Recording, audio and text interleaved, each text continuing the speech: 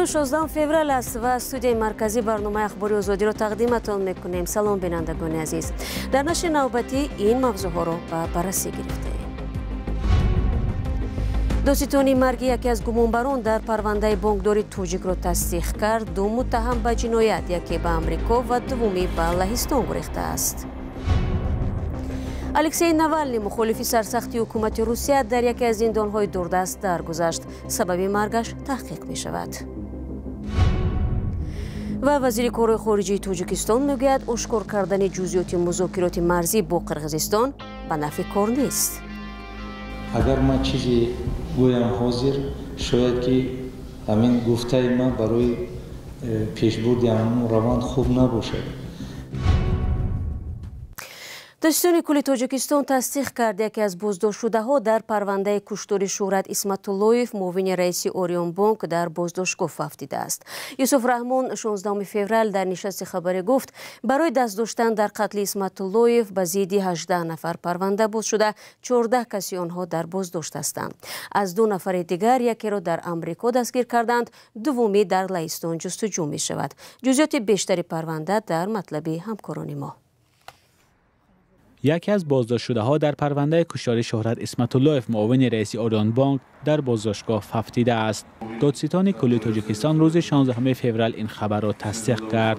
او گفت برای دست داشتن در قتل اسمت اللهیف نسبت 18 نفر پرونده باز شده است. از این 18 نفر نسبت 14 نفر گناهکاران پرونده جنایتی با پروسه ایمداری اونجا که پرونده جنایتی با سود ایصال کرده شد و این بود در بررسی سودی قرار دارد. نسبت 2 نفر جنایتکاران دیگر ما پرتکال اعلام کردیم. 2 نفر از 2 نفر باقی مانده، 1 نفر در مالداوی پرونده شد، رجای مقابلیت نشان دادند، 1 نفر دیگر در محبس. نمایندگان دادستانی گفتند یک از گمانبران افدیده در پرونده کشتار شهرت اسمت اللهیف پرویز مصطفی قلوف است. به اطلاع این نهاد 27 آگوست سال گذشته بعد بد شدن سلامتیش او را به بیمارخانه بازداشتگاه بردند و 1 روز بعد درگذشت. دادستانی سبب مرگ او را پنومونی مزمن ششها گفت، اما معلوم نیست که نزدیکان پرویز مصطفی قلوف در این باره چی میگویند. مصطفی قلوف ساکن 44 ساله شهر پنجکین با اتهام خبر ندادن درباره جنایت دستگیر شده است.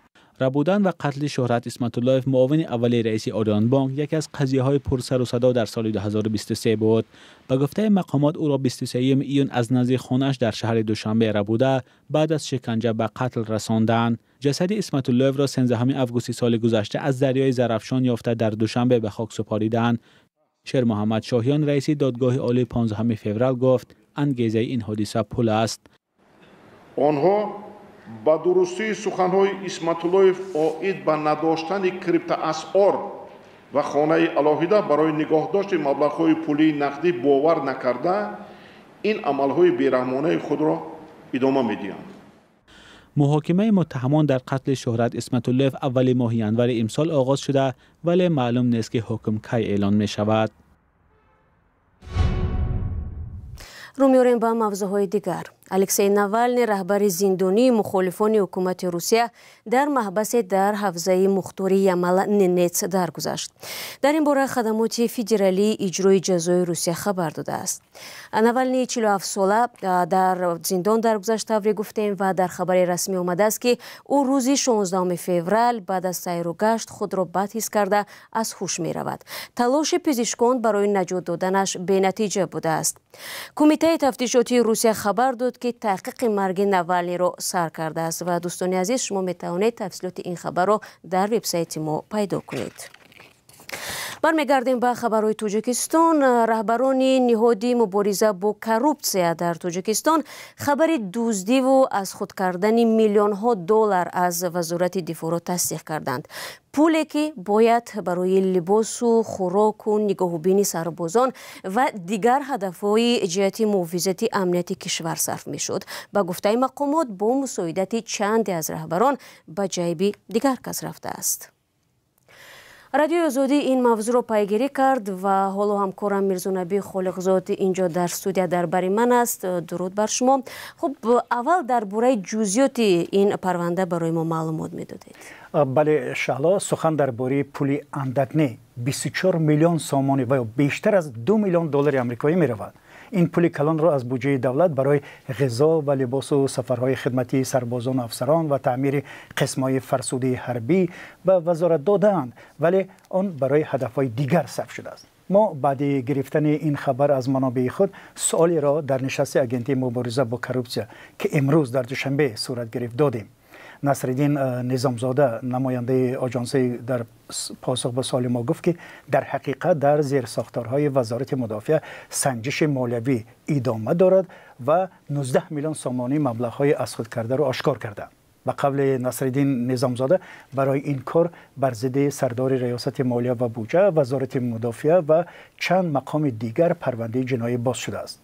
و منبع‌های رادیو آزادی میگویند که در عموم 7 کارمند وزارت به از خود کردن پول دولت و اسرافکاری به مقدار مخصوصاً کلان متهم میشوند.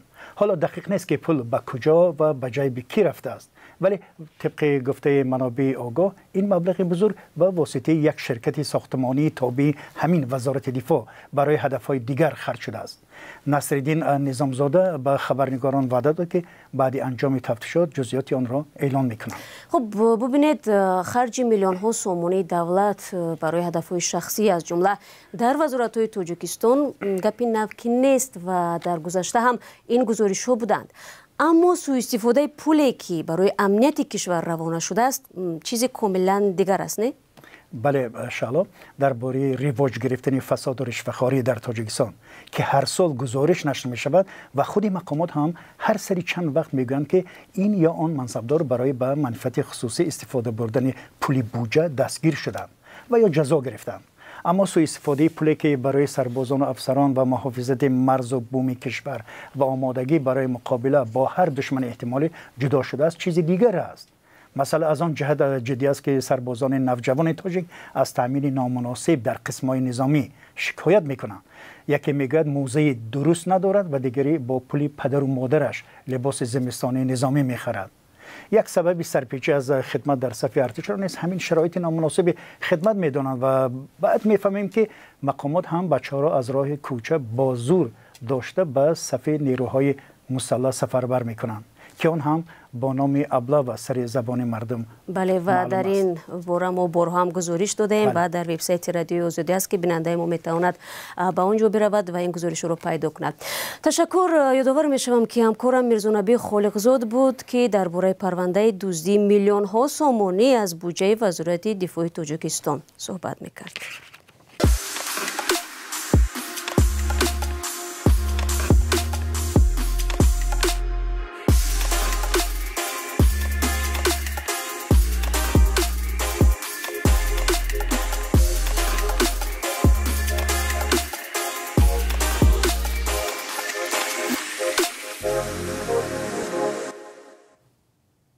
شما برنامه اخبار رادیو آزادی را تماشا دارید.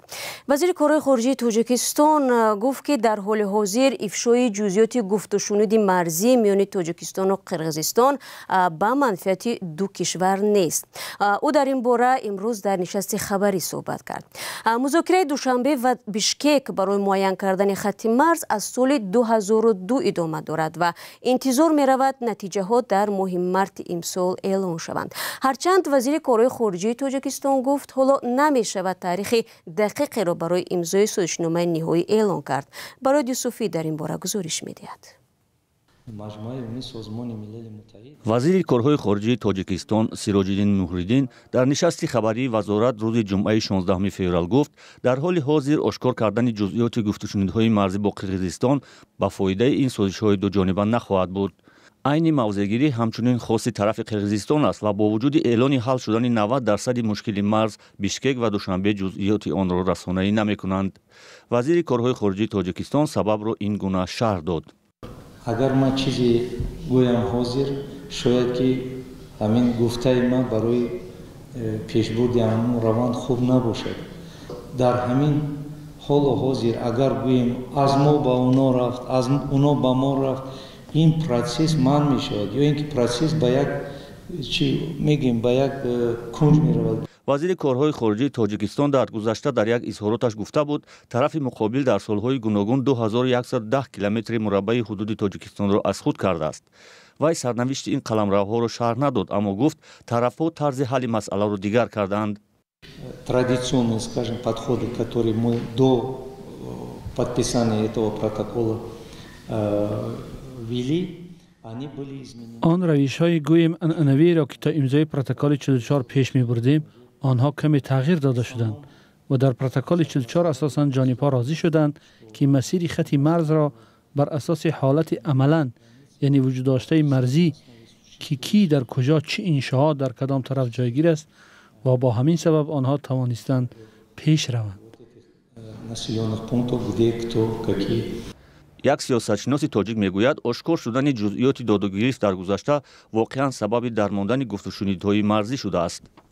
یکی از مانع‌های جدی برای به انجام رسیدن مذاکرات تاجیکستان و قرقیزستان در موضوع سرحد این رعایت نگردیدن سازش سال 2008 بود که در آن گفته میشد باید جانب‌ها تا به انجام رسیدن تمام روند رفت مذاکرات را محرمانه نگاه می‌دارند و تمام آن اطلاعی که برای رسانه‌ها پیشکش می‌شود در نتیجه موافقت با یکدیگر پیشکش می‌شود. با گفته وزیر کارهای خارجه تاجیکستان در سال 2023 قریب 170 کیلومتر خط مرزی تاجیکستان و قرقیزستان معین شده است. تاجیکستان با قرقیزستان 970-980 کیلومتر سرحد دارد. بارها تغییر یافتن خط مرز و اجاره داده شدن زمین و چراگاه‌ها ده‌ها منطقه بحثناک را به میان آورده، نامعینی سرحد در عموم سبب زیاده از 140 مناقشه شده است. در دو نزاع خونین اپریل سال 2021 و سپتامبر سال 2022 از هر دو طرف ده‌ها نفر کشته و زخمی شدند. گزارشی همکارم برای صوفی بود و مطلب بعدی هم به مسئله مرز مربوط است. در شهر بوستان ولایت سوخت برای پیشگیری از احتمال کم‌آبی و خشک شدن زراعت‌های کشاورزان یک آبانبار را دیگر باره تعمیر و پر کردند. کولی که با نام کمسمال در بوستان شناخته می شود سالهای زیاد خشک و غیر قابل استفاده بود. از طرف دیگر کشاورزان از کم‌آبی از آب می‌کشیدند و باغ و زراعت‌هایشان را به دست آفتابی سوزان سپرده بودند. فرزان محمدی موضوع را ادامه می‌دهد. کولی کمسمال سابق و حالا کولی شهر بوستان 16 سال باز آب نداشت. سببش هم فرسوده شدن سد آب نگاهداری و به وجود آمدن رخنه در چند موضع آن گفته می شود. مقامات شهر در 5 ماه آخر آن را بازسازی کرده و عزم دارند تقریبا تا 2 میلیون کوب آب ذخیره نمایند. به گفته شهردار نو انگیزه این کار چند عامل دارد. کول همچون موضع سیاحی همچون آبانبار همچون ذخیره‌گاه استفاده برده می شود. لیکن حاضر پرابلم اولین درجه ما پر کردن آب کول است. ما چقدر که امکانیت داریم همه آن چاهای عموده‌ای که هست آن برقرار میکنیم، نساس‌ها رو تعمیر کرده به کار انداخته ایستاده. مساحت کول 24 گکتار است و تا وضع کنونی برای بازسازیش تقریبا 1 میلیون سامانی مصرف گردیده است. حالا به آن از 6 پایگاه آبکشی آب جاری می شود و از روی نقشه بنیاد باید تا فصل گرما کل شهری به حد نهایی پر گردد. بنیاد دیگرباره این کل در حالی است که دو ناحیه کشاورزی ولایت سوخت با نامهای باباجان غفورov و جبار رسولوفی هممرز با قرقیزستان در نزدیکی آن قرار دارد.